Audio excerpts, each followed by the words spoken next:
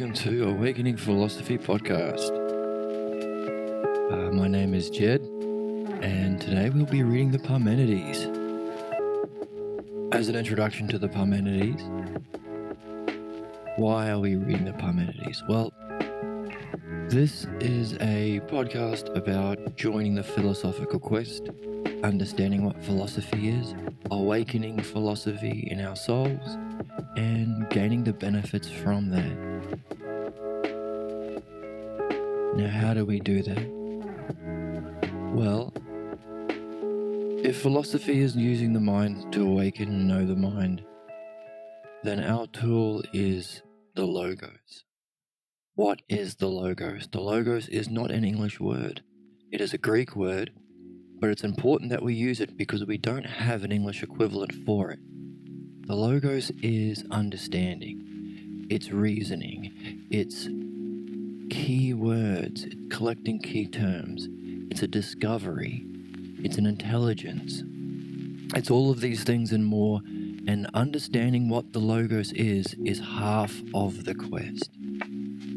Following the Logos is the other half. So as we read, we're going to be doing both. Why read Plato? Plato is someone who writes from the Logos. His level of mind is that very close to the Logos itself, and he can participate in the Logos in his writing. That's why Plato is important. So in our quest to discover and follow the Logos, there are several parts. One of the most important parts is reading a text that participates in the Logos itself. In our efforts to understand that text, we're bringing our mind to the level of mind of the author. And if that author is participating in the Logos to a high level, so too will our mind as we reach up to that. Which means, reading a text is itself an exercise because there's a tendency to project when our mind doesn't match that of the Logos. What does that mean? Well, we'll project and we'll engage in something called interpretation. We'll add things that are not there in the text and we'll leave out things that are. We want to do our best not to do that, which is a challenge, which is an exercise, which is a quest. Philosophy is a quest or a game. Game in the highest kind of sense, not frivolous, but in the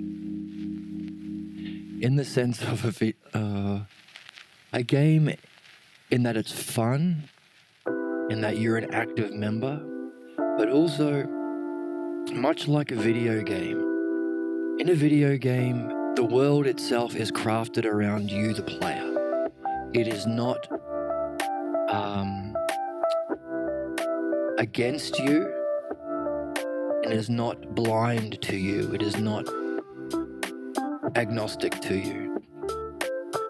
There is an intelligible understanding in this reality that we're in.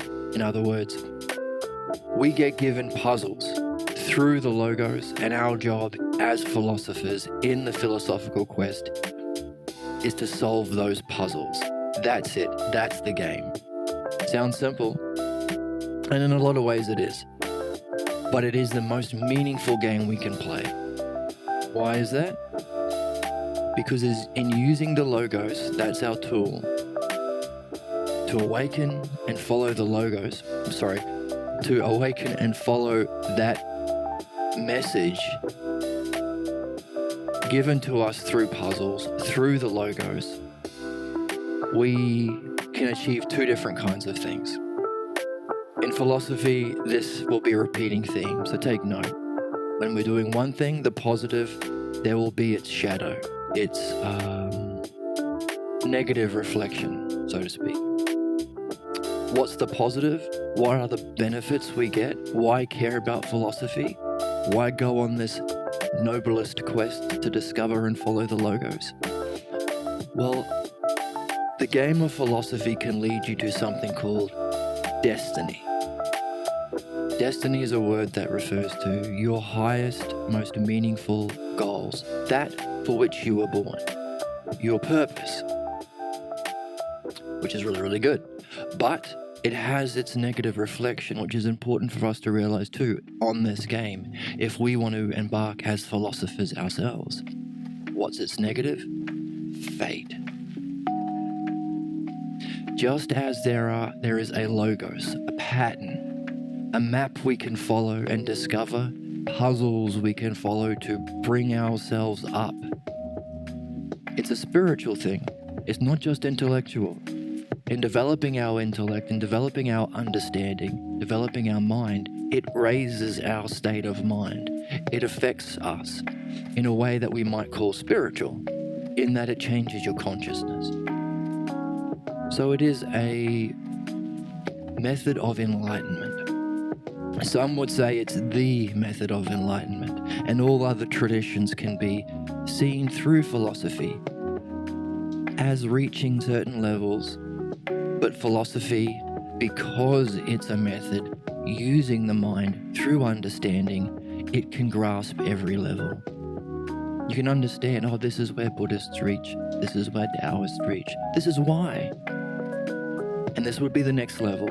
And maybe if you want, as a philosopher, you might want to talk to these people, ask them some questions that will help them awaken the logos, understand themselves, understand their tradition, and understand what would be the next step for them. This is something we call benefit. That's why we're philosophers. We want to benefit ourselves. And philosophy is super interesting because it benefits you in the highest possible way. Because you're developing an understanding of the logos, which is a part of your own mind. You have understanding. You have reasoning. It's a wonderful thing. You can develop it. Like leveling up a character. It's one of the key skills of your character in this quest. But also it has the most meaningful quest goals. What does that mean? Well, the sorts of things that you come to understand and know. Two things important to keep in mind as we go through philosophy. We're developing an understanding, a certain kind of special understanding that'll be different from other forms, and we'll understand what makes it different later. But the understanding is a springboard or a ladder for our states of consciousness. In other words, the things that we hope to understand through philosophy, like for example, justice or beauty or goodness, we hope also to experience directly for ourselves. That's something that we call nous. Again, it's a Greek term. A loose English translation is knowledge, but we use knowledge to mean a lot of things. So it's nous knowledge. We'll call it nous knowledge. Nous is a Greek word that specifically means directly apprehending these things that we're seeking as a philosopher on this quest. If there is something called beauty itself, that all other beautiful things are beautiful because they share in this thing, which allows us to say, oh, there's a beautiful thing over there, there's a beautiful thing over there. A philosopher might come along and say, what makes them all beauty? What is beauty? And they might go one step further and say, what is not a beautiful thing, but the beauty? That's a key word in philosophy, the word the thing itself. It turns an adjective like beautiful into a substantive, the beautiful. Experiencing the beautiful is something we can do with our mind. There's a sense in our mind that philosophy seeks to awaken. It's got a name, ousia. Again, a Greek word because we don't have it in the English. But that's the organ of the mind, the sense through which we can use ousia to directly experience the ideas as themselves. The beautiful, the justice. It might sound like I'm harping on about language and words, but language and words are one of the key aspects in the logos. If our quest in philosophy is to discover the logos and to follow it, then we need to carry with us all of these key ideas that we come across while learning what the logos is. Imagine yourself as a video game character on a quest, and along the way you might pick up skills, you might pick up items, you gotta carry them with you. And you'll use those skills and you'll use those items to solve puzzles that you come across. This is philosophy. It's this applied to the most meaningful puzzles in our real lives. That's philosophy. One such puzzle is, what is the logos? And here I am giving you a key term: words. Words are one of the aspects of logos. So take that with you, put it in your bag and carry it with you. Because philosophy is a quest. And to be on a quest is to have a question. That's key. That's the puzzle. Hey, in a video game, you're solving puzzles. Same in philosophy. The puzzles you get through developing and holding and carrying and nurturing questions. One question is, what the hell is this logos? If it can do so much for us, what is it? Good question. Carry that with you. Words are one of those things. You might ask yourself, if you didn't have a word for something, would you be able to recognize it when it crossed your path? If you didn't have a word for something, could you see it? If you didn't have a word for something, can you use that idea in conversation to talk about it, to explore it, to develop it? What do you think? Maybe. There are certain cultures that can't play the philosophical game. They can't be on this quest. Why? Because they lack a certain keyword that takes individual examples of things and takes it to the thing itself. The word the. We're not looking for an apple. We want to know what the apple is. Now, of course, that's a bad example because there might not be a thing called the apple. It might not be one of the key ideas that we can directly apprehend. Beauty is one of the ones that we can. So we're not looking for a beautiful thing. We might start looking at a beautiful text or contemplating the nature of a beautiful body. But what our goal is to experience the beautiful. That experience has been called the brilliant light of pure being. Experiencing it is bliss, the highest experience possible. But what you're experiencing you can call as the beautiful. That's one of the goals in philosophy. So part of the logos is recognizing what are the key ideas that we want to discover in our quest, that we want to understand and know. By the way, the understanding applied to those high key ideas, that has a special word too.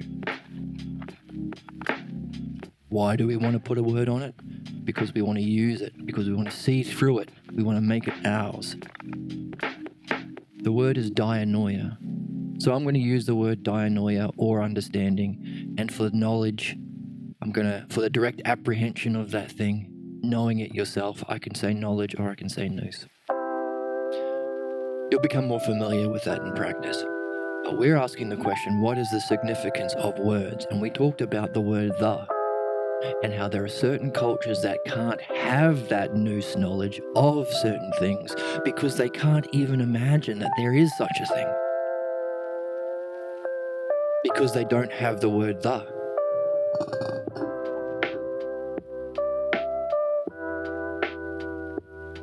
They can talk about a beautiful thing, or a just thing, or a good thing, but can they wonder what is the beautiful, the justice, the good? This is a limitation of certain cultures, and this limitation has affected why philosophy isn't really known about that much nowadays. There are only a few groups of people who are really rediscovering or reawakening this philosophical quest, our birthright as human beings, that which can awaken us to our purpose. One of the reasons it has fallen through the cracks of history is because certain cultures that have influenced the world are those that do not have the word the. Thankfully, in English we have the word the. So we can ask these questions. What is the soul? What is the reality? Do you see how the word the changes it from what is my reality or what is my truth? Asking someone, what is your truth, is a question about their opinions and their beliefs. Why would you care? Maybe if you share them, you'd be interested in hearing them. But often people have their own opinions and, well, often they're not that interesting. But in philosophy, we're not interested so much in opinions, more of the truth. What is the truth? Not as what is your truth or what is my truth, which can be anything in our culture. But what is truth itself?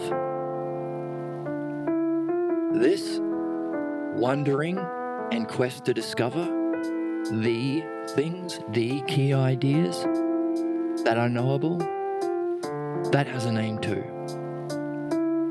Metaphysics. It's a funny name, and it's one of those words that are thrown about by lots of different people and used in different ways. Two big ones are academics who use it in a complicated way and refer to these old books that are boring and maybe we've never read nor never will read, don't have the time to read, and they use it to have kind of weird conversations that we're not really in on, or arguments with other academics. We don't mean it in that way. We mean it in the way that we want it open for everyone. Everyone has the possibility to experience the metaphysics because everyone has a mind. So everyone can reach the destiny. Who has a mind, who can awaken their intelligence to discover the logos and follow it in their lives. Join the quest of philosophers. Be an adventurer. Adventurers all, we say. Another one, or another sort of person that you might recognize from your own life, who throws around the world, who uses the word metaphysics, are, what's the woo-woo people, I heard someone call them. People who use it in a sort of a new agey, loose, airy-fairy kind of way to just mean their own personal beliefs about spirituality. That's fine, they can have that, that's fine. But we're not interested in personal beliefs. We want understanding, dianoia, and directly experiencing and verifying for ourselves nous or knowledge, those things. That's the ticket. We want to experience them, understand them, and know them for ourselves. Because if you know it yourself, would you have to believe someone else? If you have it yourself, can you use it? Can you use it to reach your highest goals? These are the questions that might draw us into the quest of philosophy, make us an adventurer. Right, that's the significance of the word the. It opens up metaphysics. Now, why do we call it metaphysics? Well, it's a word that basically means beyond or before physics. If physics is the physical world that we experience through our physical senses, our sight, our hearing, our touch, then metaphysics is the world that predates it, that is of a higher level of reality. It's the next level of the game, you could say, that existed before physics. All the ideas that needed to exist somewhere for them to be used to create and sustain this physical world. And as we can see physical things and discover physical patterns with our senses, there is a sense of the mind that also can see the metaphysical realm. That's ousia, and it's experienced as nous, and that realm we call metaphysics. Fun, lots of fun, and interesting and important. So that's the quest we're on, discovering the logos. One of the parts of logos is key terms. What are the key terms? And keywords, naming things properly, that can allow us to reach the metaphysical realm. Why do we want to know the metaphysical realm? Well, there is a higher question in philosophy other than what is beauty itself, or what is justice itself. These are very, very important for many reasons that we'll discover. But even in those experiences, you can ask the question, what is experiencing them? What is the self? Is the self beyond even that experience? Now, one way of understanding philosophy that you can take is to look at where it originated, ancient Greece, and the maxim that they lived by. The saying that they would carry with them, their mantra, their culture, was two words inscribed in front of an oracle, the Oracle of Delphi. Know the self, or know thyself. So what is the self? Thyself, thy meaning the highest possible, not your ego or your the image you carry of yourself or what you put on your Facebook bio. What is the highest possible reach of the self? So that's one of the things we're hoping to discover. So now we're left in a situation where we can reflect on what we've done and ask ourselves an important question. Why do we care? Well, we've got a collection of key terms. We've got understanding and knowledge, dianoia and nous, which are faculties above belief and images and opinions. We've got a certain set of key ideas that we can understand and know and discover and awaken and use in our lives, like beauty and justice and goodness, and maybe the self. And if we can discover them and make them ours, we can use them to reach our other goals in life. And perhaps even discover our true purpose for existing, which we call destiny. That's why we should care. That's why we want to be an adventurer in the noblest quest. Now, as in the game of the logos has its highest, and it also has its reflection in the negative, its shadow. So what would be the shadow of the logos that reaches your destiny? Well, if you don't go on this quest, you might follow a different set of reasoning based on beliefs and opinions that you inherit through your upbringing that might cause problems, that might limit you from your highest destiny. The cause of your blocks. You might notice in your own life there are certain feelings or certain kinds of problems that repeat cyclically all through your life, and maybe in all areas of your life, in your job, your relationships, your study, your play. Every time you go to take a penalty kick, maybe you have the same type of anxiety, you have the same kinds of fantasies about failing that limit you from really being your best. As we reach towards our destiny, we will face these blocks as we go. That's part of the game. Right, it wouldn't be much of a video game if you didn't face a boss or you didn't face enemies along the way that you would have to overcome. In this, the noblest game, we also have to do the same thing. So what's the opposite of the logos that leads us towards our destiny?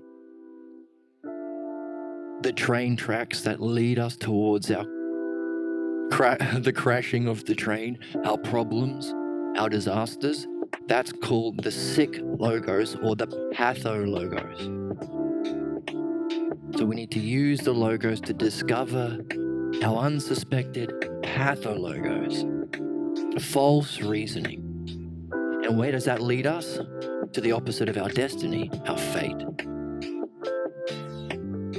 If you can discover the certain patterns, maybe you've lived them out your whole life, you can kind of predict, you know what? If I follow this path, I'm going to reach this thing. It always ends this way. All my relationships end this way. All my jobs end this way. That's called fate. Now, as philosophers, as humans awakening the philosophical quest, we want to escape our fate. venture out of that cave as adventurers into the real world of metaphysics and discover our destiny.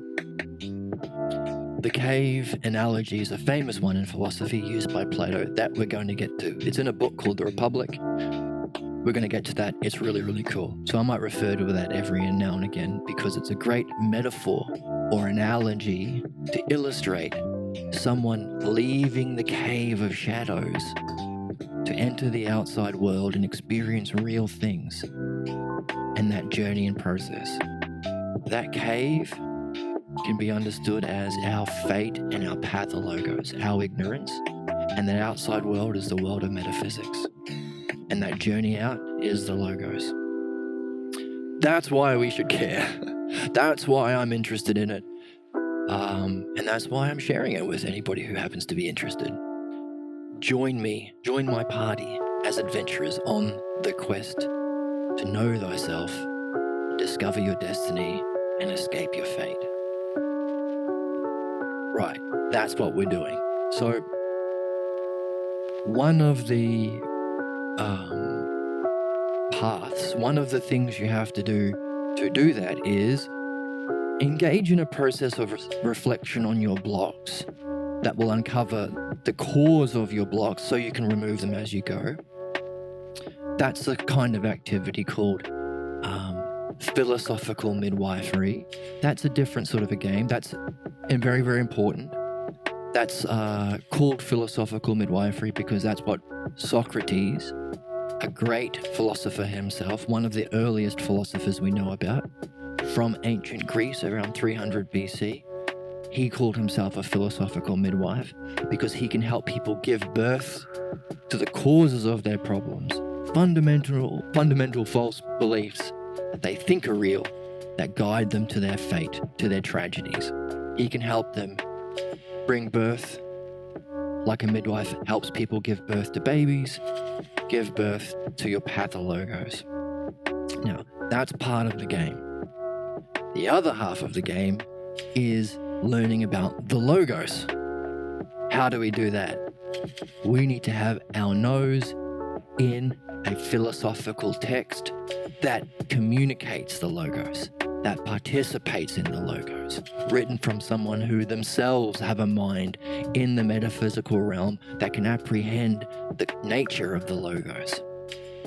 And in reading that and seeking to understand it, brings our mind to their level of mind.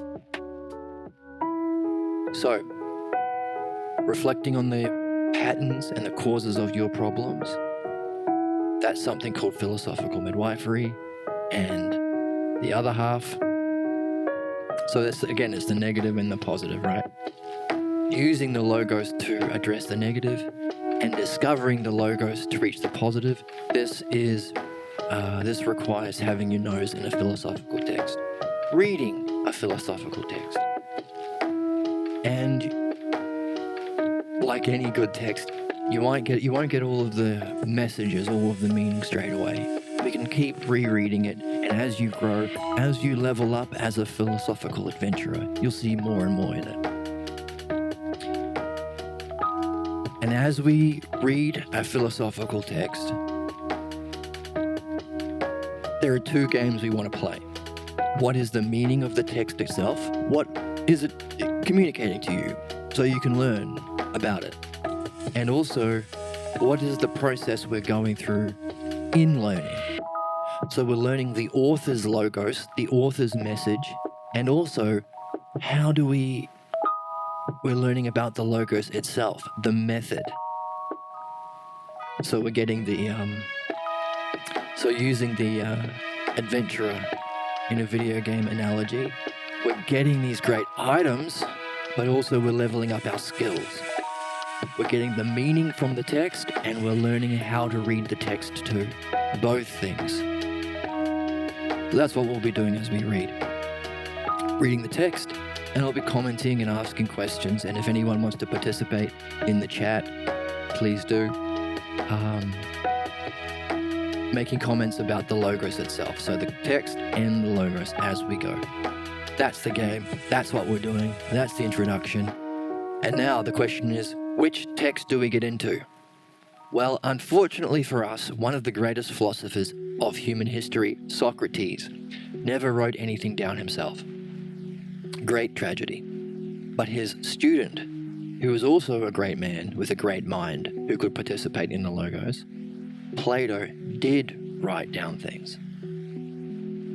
And through history, there's been the counterattack, the pathologos response to the Logos, which, just as we have blocks to our reaching of new heights, so too through human history, when someone like Socrates comes along and presents a new truth, humanity will have the counterattack. Their pathologos will come up and block it. So through history, there have been, many times in which great libraries have been burnt to the ground. So we've lost a lot of texts from Socrates' tradition. Because Socrates taught Plato, and Plato started the first universities in the West. In Athens, the school in Athens. For about 1,000 years, people studied Plato, studied Socrates, and wrote many, many things, most of which has been burnt to the ground because of the pathologos' counterattack to truth. That's why it's important not just for ourselves, but for history to discover humans themselves to become philosophical adventurers, to use the Logos to know truth and understand and remove our problems that get in the way of that very thing. So, fortunately, there has been some texts that have survived from great men who participated highly in the Logos, grew up in a culture around the Logos, understood the significance of the Logos, and was on that philosophical quest to know thyself. Plato has written dialogues starring his teacher Socrates that does this very thing. So that's what we can read. That's our exercise. And one of the greatest of all of them is something called the Parmenides. Often, the name of Plato's texts are the lead character, the main character in the text themselves. So there's a text where Socrates meets a guy named Meno called Meno. There's a text where he meets a guy named Ion, and the text is called Ion. Here, Socrates is a young man, about 19, just embarking on the philosophical quest himself. He has a group of adventurers with him, a group of friends who have come across an ancient scroll. In this ancient scroll was the writings of a man named Zeno. Zeno was about 40 years old at the time, and he was a student of Parmenides.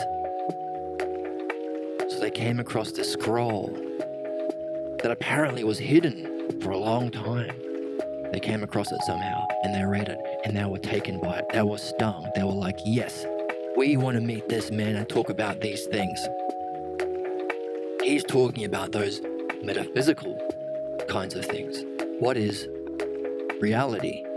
And is reality one, or is it many? What happens if it's one? What happens if it's many? These are the things that Zeno wrote about, and Socrates wanted to meet the man and ask him some questions. What does it mean to have questions? You're on a quest. He was on a quest. He was a philosophical adventurer on a quest, and he had a group of friends who came to visit Zeno. And in doing so, he ran into, obviously, his teacher Parmenides, and Parmenides had an opportunity to lay out his Logos. What he thinks about reality and the self. Amazing. The start of one of the greatest philosophers ever, the start of his quest, Socrates, and the Logos of perhaps someone of equal or maybe even greater greatness, Parmenides. His Logos, what he understood to be the Logos of reality and the self. Amazing. So we're starting at the top. So let's get into it. Let's read it. Let's go. Any questions about that introduction or about any of the things that came up for you from that? Please share it. This is a dialogue. We are adventurers, like Socrates and his friends. We're on this together. Part of the game is sharing your questions. sharing your understanding, sharing your insights, talking about them, reflecting upon them with other people who are also in the same game. It is a living dialogue. So please, now let's dive in.